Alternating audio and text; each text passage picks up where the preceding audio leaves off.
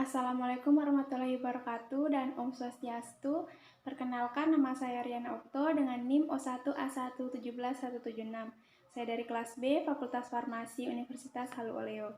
Di video kali ini saya akan menjelaskan materi biokimia farmasi, yaitu tentang metabolisme karbohidrat. Baik, untuk topik pembahasan kali ini ada 4. Untuk yang pertama yaitu definisi glikolisis.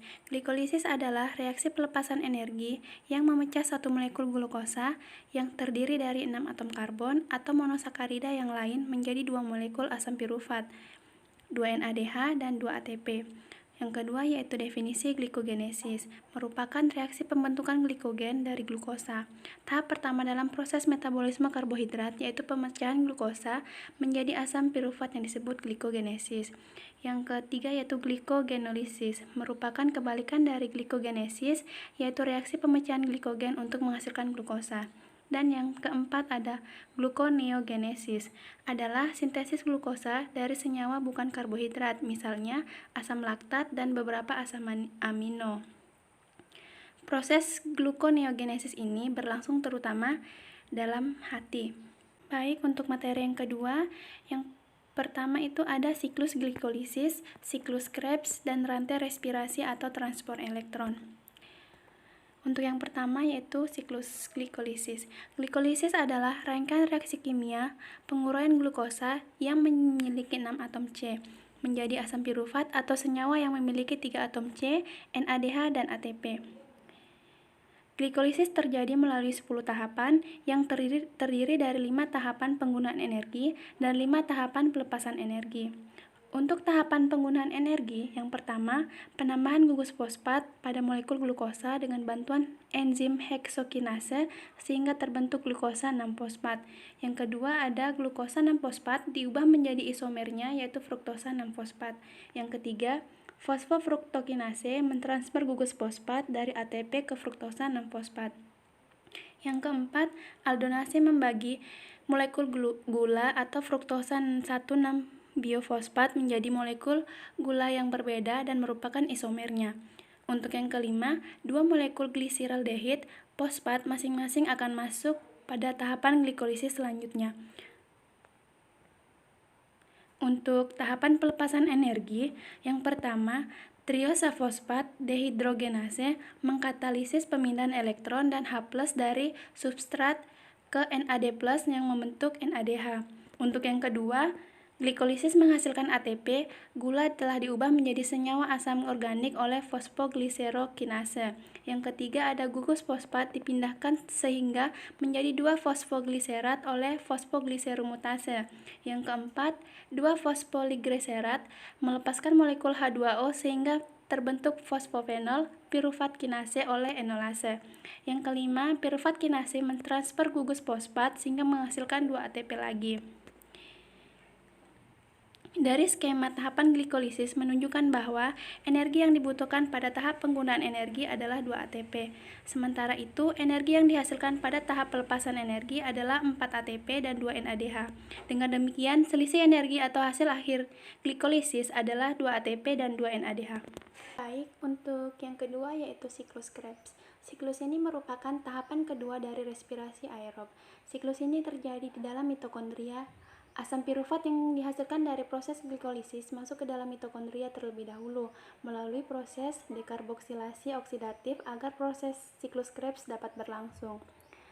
Untuk tahapan yang pertama, siklus Krebs dimulai dengan penggabungan asetil CoA dengan oksaloasetat untuk menghasilkan molekul asam 6 karbon sitrat dan melepaskan CoA-SH yaitu asetil CoA yang terikat pada gugus sulfihidril -SH. Untuk langkah kedua, 6 karbon sitrat yang kini tinggal 4 kehilangan molekul air atau H2O di dalamnya dan berubah menjadi isomernya yaitu molekul isositrat. Untuk langkah yang ketiga, terjadinya proses oksidasi pada isositrat yang membuatnya melepaskan karbon dioksida, molekul 5 karbon, alfa ketoglutarat dan 2 elektron. 2 elektron ini mereduksi Na+ menjadi bentuk energi NADH dan H+. Untuk langkah yang keempat, alfa ketoglutarat hasil langkah kelima lalu dioksidasi dengan bantuan enzim ketoglutarat dehidrogenase. Langkah 4 sama dengan langkah ketiga karena oksidasi alfa ketoglutarat juga mereduksi NAD+ menjadi NADH dan melepaskan karbon dioksida, namun gugus CoA menjadi suksinil CoA.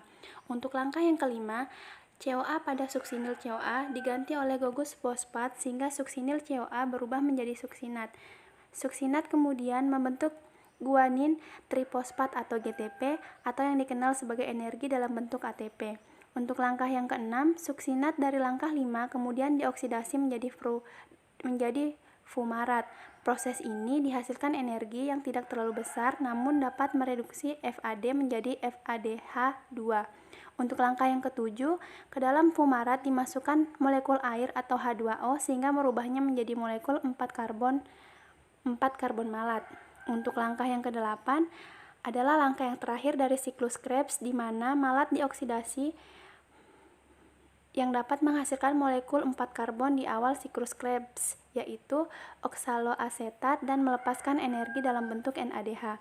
Oksaloasetat kemudian mengulang kembali langkah pertama siklus Krebs dan seterusnya, sehingga siklus Krebs berlangsung secara terus-menerus. Dan dalam satu kali siklus Krebs dihasilkan 2 molekul karbon dioksida, 3 NADH, 1 FADH2, dan 1 ATP. Lanjut, untuk rantai respirasi atau transport elektron adalah rangkaian proses transport elektron hidrogen yang terjadi pada bagian membran dalam mitokondria dengan melibatkan sejumlah enzim. Hasil akhir dari rangkaian proses transfer elektron ialah sejumlah energi berbentuk ATP yang diperlukan dalam berbagai aktivitas organisme hidup. Untuk sistem transport elektron merupakan satu dari 4 tahapan yang terjadi pada respirasi aerob. Keempat tahapan dari respirasi aerob terdiri dari proses glikolisis, dekarboksilasi oksidatif, siklus Krebs, dan transport elektron. Transport elektron sering disebut juga sebagai fosforilasi oksidatif. Tujuan dari tahapan transport elektron adalah untuk menghasilkan energi yang dapat dimanfaatkan oleh tubuh. Bagaimana caranya? Yaitu melalui sebuah proses yang sangat kompleks untuk mengubah FADH2 dan NADH menjadi ATP. Proses reaksi tersebut berada pada bagian sel yang disebut mitokondria. Untuk pengubahan NADH menjadi ATP, proses yang terjadi pada tahapan transport elektron diawali dari NADH diuraikan menjadi NAD+, yang membuat elektron hasil reaksi makan masuk ke dalam kompleks protein 1 dan kemudian dikirim ke koenzim Q. Saat elektron melewati kompleks protein 1, akan dikeluarkan satu atom hidrogen. Elektron dari koenzim Q dibawa melewati kompleks protein 3 ke sitokrom C. Saat melewati kompleks protein 3, akan dikeluarkan satu atom hidrogen. Kemudian, dari sitokrom C, elektron akan dibawa ke matriks mitokondria melalui kompleks protein 4. Saat elektron melewati kompleks protein 4, akan mengeluarkan satu hidrogen lagi. Setiap ion hidrogen yang dihasilkan akan dibawa masuk ke dalam matriks mitokondria melewati ATPase. Setiap satu atom hidrogen akan masuk dan mengubah satu ADP menjadi satu ATP, yang kemudian elektron akan bereaksi dengan ion hidrogen dan ditangkap oleh oksigen dan menghasilkan molekul air atau H2O. Oksigen berperan sebagai aseptor elektron atau penangkap elektron terakhir. Jumlah ion hidrogen yang dikeluarkan berjumlah 3, sehingga akan membentuk 3 ATP untuk setiap satu molekul NADH, yang pada akhirnya untuk setiap satu NADH menghasilkan 3 ATP. Lanjut, untuk pengubahan FADH2 menjadi ATP, yang pertama, FADH2 dihasilkan menjadi FAD+, kemudian elektron masuk ke kompleks protein 2, yang kemudian koenzim Q dan berikutnya ke sitokrom C. Saat melewati kompleks protein 3, dikeluarkan satu ion hidrogen. Berikutnya, elektron dari sitokrom C dibawa ke matriks mitokondria melalui proses protein 4. Pada saat melewati kompleks protein 4 juga dikeluarkan melalui satu atom hidrogen. Setiap atom hidrogen yang masuk kemudian akan masuk ke ATPase yang mengubah ADP menjadi ATP. Selanjutnya, elektron akan bereaksi dengan ion H+ dan ditangkap oksigen menghasilkan H2O. Jumlah ion hidrogen yang dikeluarkan berjumlah 2 untuk setiap satu molekul FADH. Jadi, dari hasil perubahan untuk setiap satu FADH2 menghasilkan 2 ATP. Untuk hasil akhir transport elektron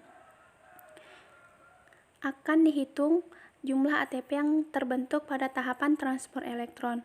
Pada tahapan glikolisis, banyaknya NADH yang dihasilkan 2 molekul. Tahapan dekarboksilasi oksidatif menghasilkan 2 NADH. Sedangkan pada siklus Krebs, molekul yang dihasilkan adalah 6 NADH dan 2 FADH.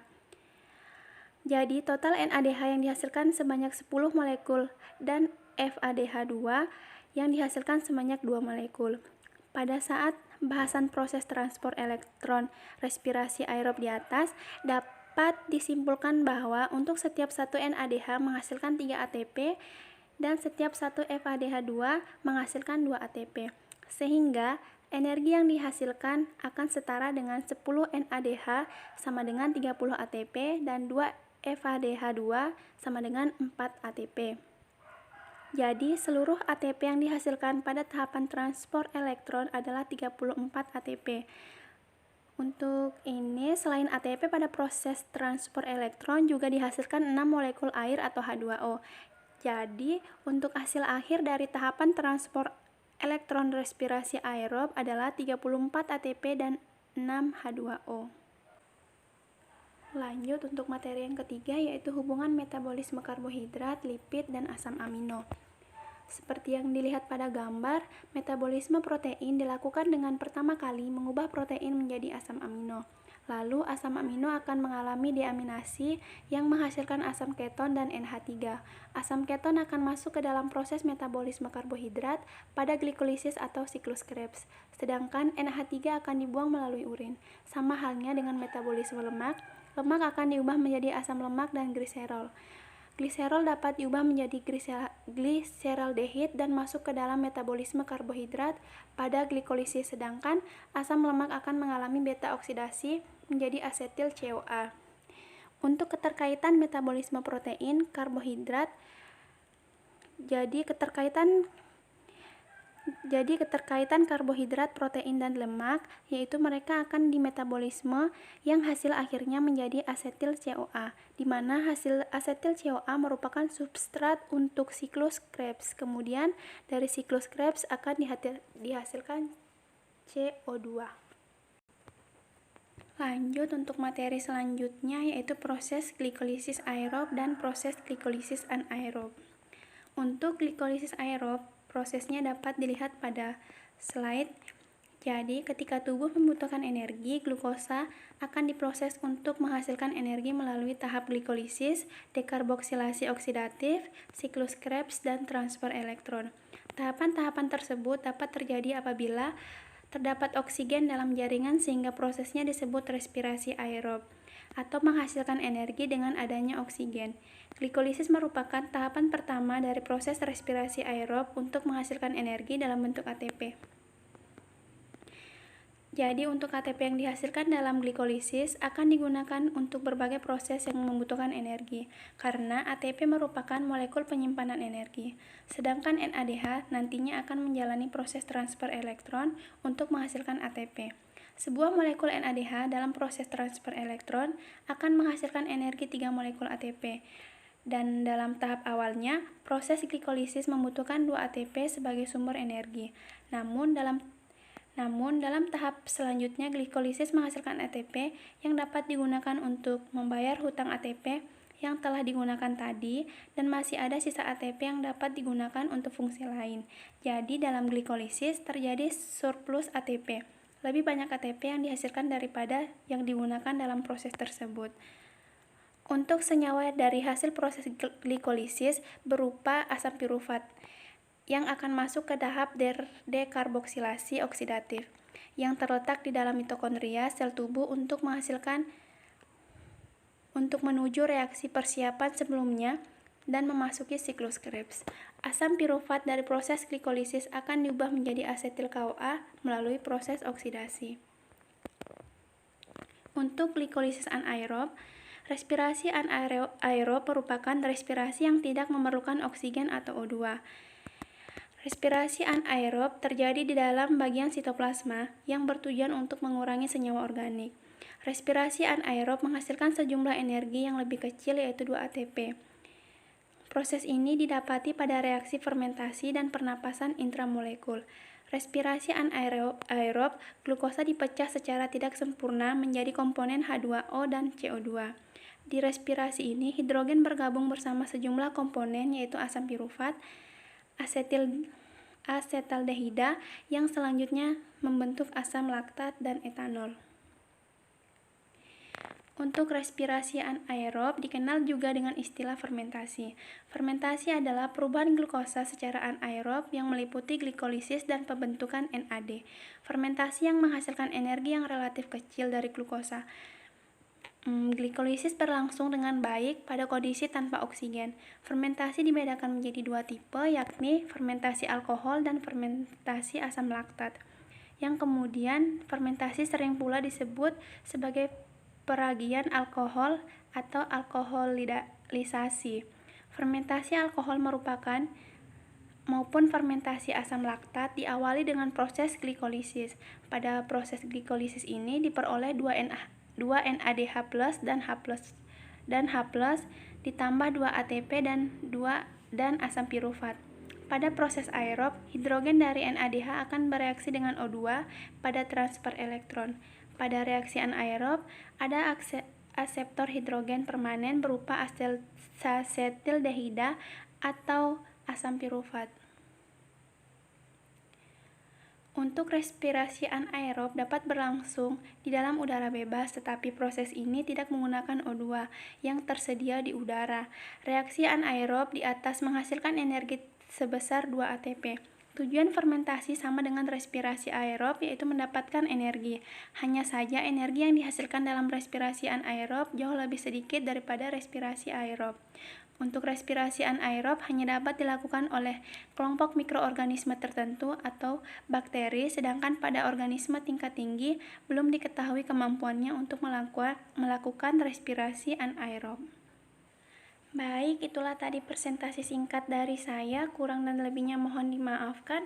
Wabillahi taufiq wal hidayah. Wassalamualaikum warahmatullahi wabarakatuh. Dan Om Santi Santi Santi Om. Terima kasih.